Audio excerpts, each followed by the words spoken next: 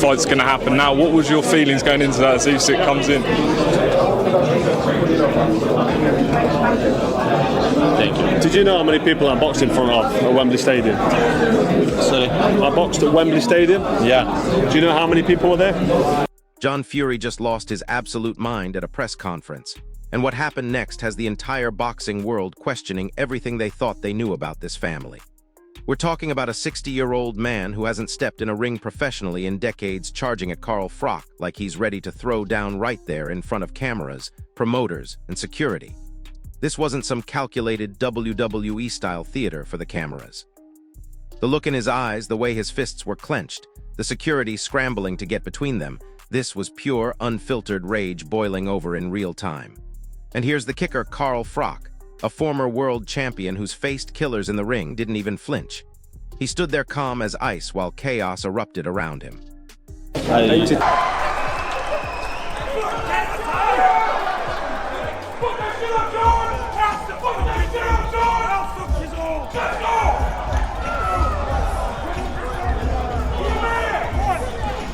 But here's where it gets absolutely wild. Eddie fires back with surgical precision, calling out John Fury for exactly what everyone was thinking. This is embarrassing behavior from a grown man who's supposed to be representing his family's boxing legacy. Froch doesn't raise his voice, doesn't take the bait, just delivers this ice-cold reality check about how Fury's making himself look like a complete fool. And you know what's brilliant about Eddie's approach? He's basically saying, if you want to get physical, I'm ready, but you're the one acting like a child here. Meanwhile, John Fury is red-faced, veins popping, looking like he's about to have a heart attack from his own anger. The contrast couldn't be more obvious. You've got a legitimate former world champion staying composed, while this guy who built his reputation on being Hearn Dad is having a public meltdown.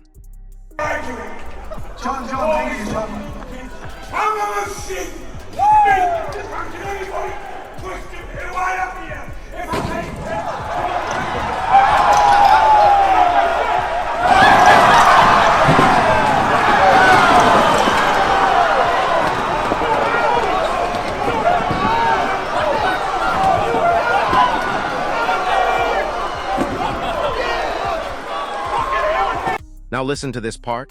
Eddie Froch jumps in and completely destroys John Fury's credibility with one simple observation. He points out that charging at people and creating chaos doesn't make you look tough, it makes you look desperate and out of control. Think about this for a second. Eddie Hearn has promoted some of the biggest fights in boxing history. He's seen real killers, legitimate tough guys, champions who have proven themselves in the ring. And his assessment of John Fury's behavior. Pure desperation masked as intimidation. Hearn's basically saying what everyone in the room was thinking. This isn't the behavior of someone confident in their position. This is someone who knows they're outclassed, trying to create chaos to level the playing field.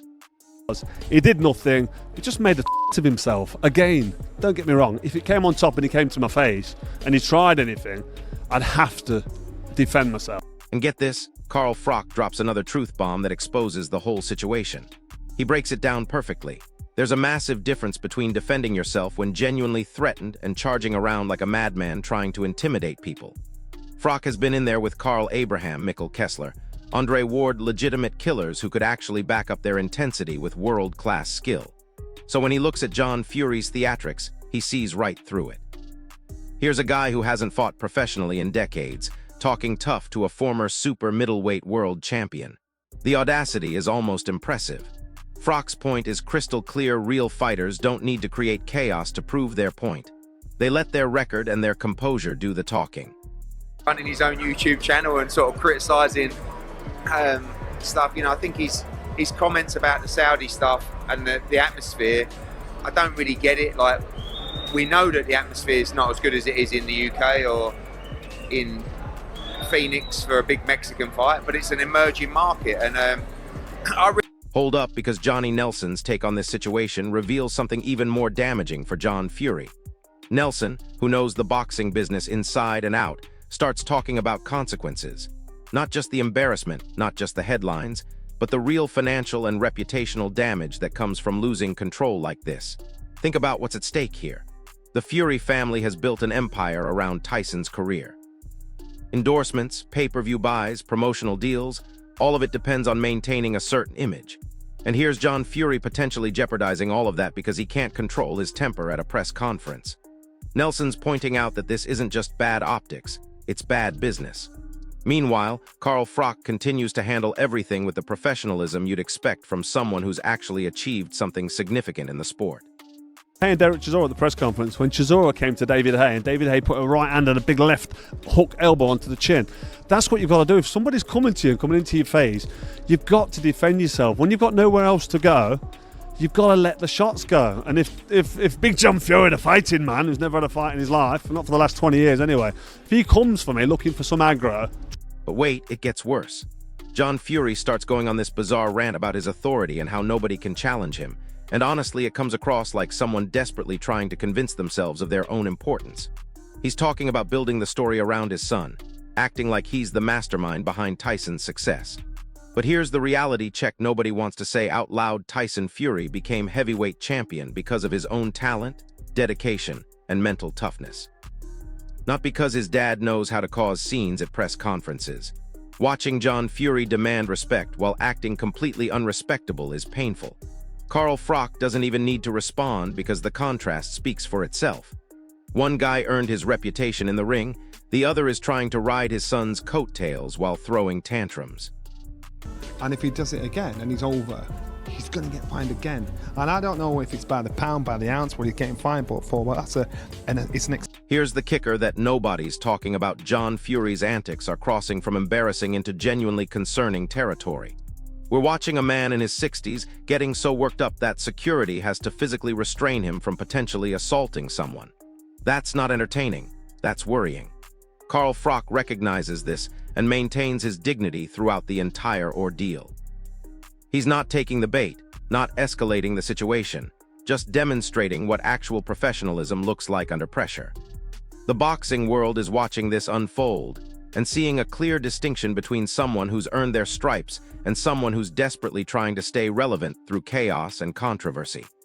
I just want to tell them that, you know what, you can't knock me, mate. Disrespect me and I'm going to take the job over. I don't care who it is. You disrespect me and I'm taking the job over. And nobody can stop me because I got a right to be there because I'm his father.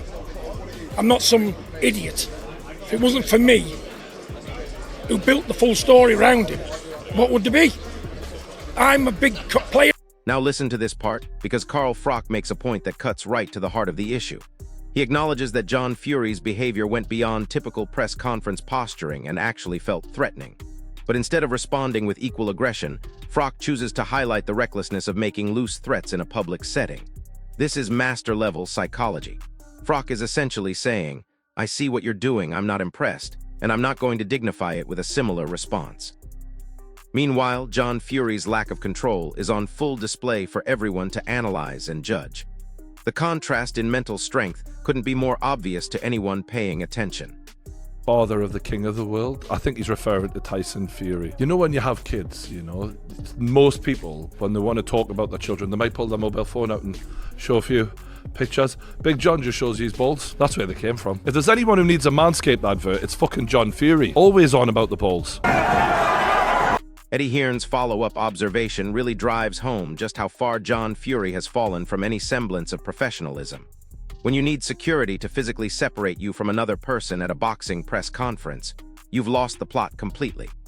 Hearn's seen thousands of these events, worked with hundreds of fighters and their families, and he knows what normal pre-fight tension looks like versus what genuine instability looks like. His assessment is damning. This isn't strategic mind games or calculated promotion. This is a man who's lost control of himself and the situation. Carl Froch's calm, calculated presence throughout all of this only reinforces why he's respected in boxing circles, while John Fury's reputation takes another hit. Actually, quite, if I was a bit of a snowflake, then I'd have been upset, I'd have been offended by it because it was threatening, he was calling it on, and he was saying basically watch your back and you don't want to go back to prison. So he needs to be careful, doesn't he, when he's talking about going back to prison. So he's putting loose threats out there. And get this, when the dust settles and people start analyzing what actually happened, the consensus is clear. Adaya Ladipo breaks it down perfectly. Nobody could tell if John Fury actually intended to throw punches or just make a scene, but the result was pure chaos either way. That uncertainty, that unpredictability, doesn't inspire fear or respect, it invites ridicule and concern. Professional boxing has protocols, standards, expectations of behavior. When you violate those so blatantly, you're not seen as a tough guy, you're seen as a liability. Carl Froch's handling of the situation with dignity and composure only makes John Fury's meltdown look worse by comparison. The boxing community values skill, preparation, and mental toughness, not theatrical outbursts from non-fighters. You honestly think if these two come together like this, you know what's going to happen? So what I'm going to keep them apart by a wall of security. Frank Warren's reaction tells you everything you need to know about how the promotion side of boxing views John Fury's antics. Warren has promoted some of the biggest names in British boxing, and he knows that successful promotion requires building anticipation and excitement without crossing into unprofessional chaos. John Fury's behavior overshadowed the actual fight, the actual athletes, the actual story that fans came to hear about. That's not just bad for John Fury personally, it's bad for everyone involved in the event. Carl Froch's measured, professional responses throughout the ordeal demonstrate exactly how these situations should be handled. He generated respect and credibility, while John Fury generated controversy and concern. Being John Fury, went straight for him. I'm not quite sure what he was going to do if he got to him, but I guess that was the entertainment from the press conference. But here's where John Fury's delusion reaches peak levels. He starts claiming he's only after respect while simultaneously behaving in the most disrespectful way imaginable. Demanding attention and authority without earning it, talking over people, creating chaos when others are trying to conduct business professionally. It's like watching someone burn down their own house while complaining about being cold. Carl Froch doesn't need to demand respect because he's earned it through actual accomplishments in the ring.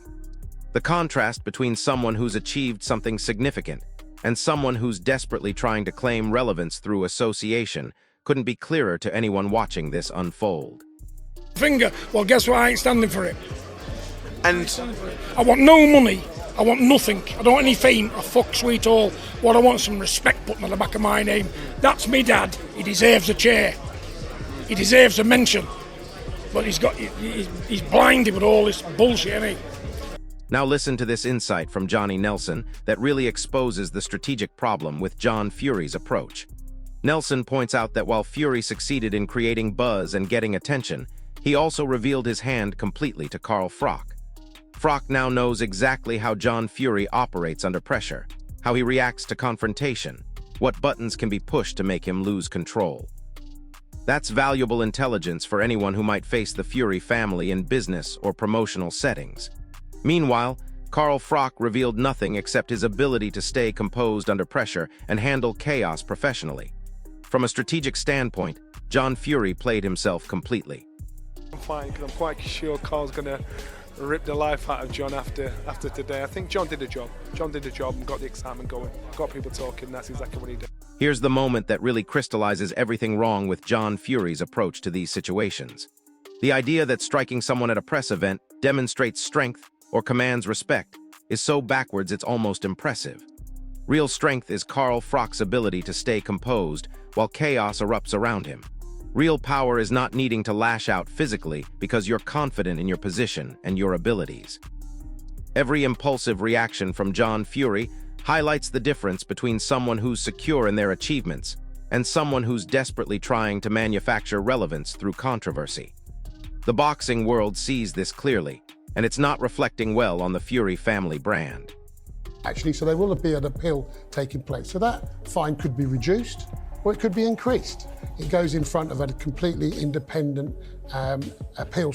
Adam Smith's analysis perfectly captures the fundamental difference between these two approaches to handling conflict. John Fury thrives on chaos, loud posturing, and attention-seeking behavior because that's all he has. He can't point to championship victories. He can't reference his own legendary fights. He can't draw on a legacy of professional accomplishments.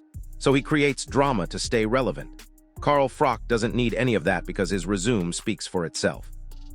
When you've actually achieved something significant in boxing, you don't need to shout about it or create scenes to prove your worth. The contrast in their behavior reveals everything about their respective positions in the sport. do know is that John Fury and Carl Froch on the cobbles will be fun. I think they both have a good fun doing that, but I'm sure it's all fun and games. They like to say what they... Spencer Oliver's reaction to John Fury charging at multiple people, including boxing legends like Who of Lewis, shows just how far this behavior has escalated beyond normal promotional tactics. We're talking about a pattern of aggression that's becoming his calling card, and not in a good way. This isn't calculated promotion or strategic mind games. This is someone who's lost control of themselves repeatedly in public settings. Carl Froch's ability to observe, analyze, and respond with measured intelligence, while others lose their minds, is exactly why he's respected in boxing circles. He demonstrates that real authority comes from competence and composure, not from creating chaos and hoping it translates to credibility. To say something that's controversial, and they're two big characters, and we love having them around. Shane McGuigan's assessment cuts right to the heart of the issue. There's a massive difference between talking tough online or in private and actually backing it up when things get real. John Fury's confrontational style might work in certain settings, but when he's face-to-face with legitimate fighters who have actually proven themselves, the theatrics fall flat.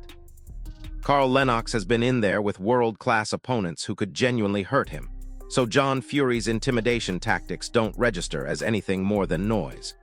The boxing community recognizes this distinction clearly, and every outburst from John Fury only reinforces that he's operating from a position of insecurity rather than strength.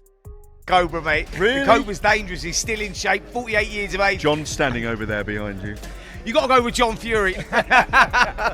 Yeah, no, it kicked off a little bit. But it wasn't only Carl Froch that he went into either, did he? He actually went into Lennox Lewis as well. He started steaming into Lennox Lewis a little bit, and I go, whoa, who wins that one? So here's what we've witnessed unfold over multiple press conferences and public appearances. A complete breakdown of professionalism on one side, and a masterclass in composure on the other. John Fury may have generated headlines and social media buzz with his antics, but he's also exposed himself as someone who lacks the mental discipline and professional standards expected in elite boxing circles. Carl Froch has consistently demonstrated that real power comes from achievement, preparation, and the confidence to stay calm under pressure. The boxing world has seen this dynamic play out repeatedly, and the consensus is clear about who commands genuine respect versus who's just making noise. This isn't just about one heated exchange at a press conference. It's about two completely different approaches to handling conflict and building credibility in professional boxing. So here's my question for you, drop it in the comments. Do you think John Fury's aggressive tactics help or hurt the Fury family's reputation in boxing? Are we watching calculated promotion or genuine loss of control? If this breakdown of the drama helped you see what's really happening behind the scenes, smash that like button, subscribe to the channel, and hit the notification bell because the boxing world keeps delivering these wild confrontations and will break down every angle. I'll see you in the next one. Seems to be like you can talk about someone online and do videos, but not expect someone to say anything when you see someone. So I don't know. Listen, my dad's got his ways and his points, and 90% of the time he's half right, but the real tragedy in all of this is what John Fury's behavior reveals about the current state of boxing promotion and how desperation for attention has replaced genuine skill building and respect turning. We're living in an era where creating viral moments and generating social media buzz has become more important than actual boxing credentials. And John Fury is the perfect example of someone exploiting this system. But here's what he doesn't understand.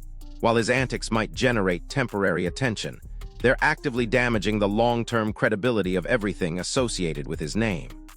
Carl Froch represents the old-school approach, where your accomplishments in the ring speak louder than your ability to create chaos at press conferences. What's absolutely fascinating is how this entire situation exposes the generational divide in boxing culture. You've got Carl Froch, who came up in an era where respect was earned through performance, facing off against John Fury, who's trying to leverage his son's success into his own relevance through increasingly desperate attention-seeking behavior. The contrast is stark and uncomfortable to watch. Froch doesn't need to prove anything to anyone because he's already done it where it matters most, between the ropes against elite competition. Meanwhile, John Fury is stuck in this cycle of escalating his antics because each outburst gets less attention than the last one, forcing him to go even further to maintain relevance. Here's something nobody's talking about, but should be the impact this is having on Tyson Fury's legacy and marketability. Every time John Fury loses control in public, it reflects on the entire family brand. Sponsors, broadcasters, and promotional companies are watching these meltdowns and having to factor in the potential liability of working with anyone associated with this kind of unpredictable behavior. Carl Froch's professionalism throughout these encounters actually makes him more valuable to the boxing business, while John Fury's theatrics make him a risk that needs to be managed rather than an asset to be leveraged. The irony is that John's attempts to boost his family's profile might actually be limiting their opportunities. But let's dig deeper into the psychology of what we're witnessing here, because Carl Froch's approach reveals something crucial about confidence versus insecurity. When you've genuinely achieved something significant, when you've proven yourself against elite competition, you don't need external validation through confrontation. Froch can afford to be calm because his self-worth isn't tied to winning every verbal exchange or dominating every interaction. John Fury's aggressive posturing screams insecurity. He's constantly trying to prove something because deep down he knows he hasn't earned the respect he's demanding. This dynamic is playing out in front of the entire boxing world, and the contrast couldn't be more obvious. The business implications of this behavior are staggering when you really think about it. Boxing is ultimately an entertainment business that depends on credibility and professionalism to attract mainstream audiences and corporate partnerships. John Fury's repeated outbursts aren't just embarrassing, they're potentially costing his family millions in lost opportunities. Meanwhile, Carl Froch's measured responses and professional demeanor make him exactly the kind of person broadcasters and sponsors want to work with. He's predictable in the best possible way. You know he'll represent himself and the sport with dignity regardless of the circumstances. That reliability has real monetary value in the boxing business.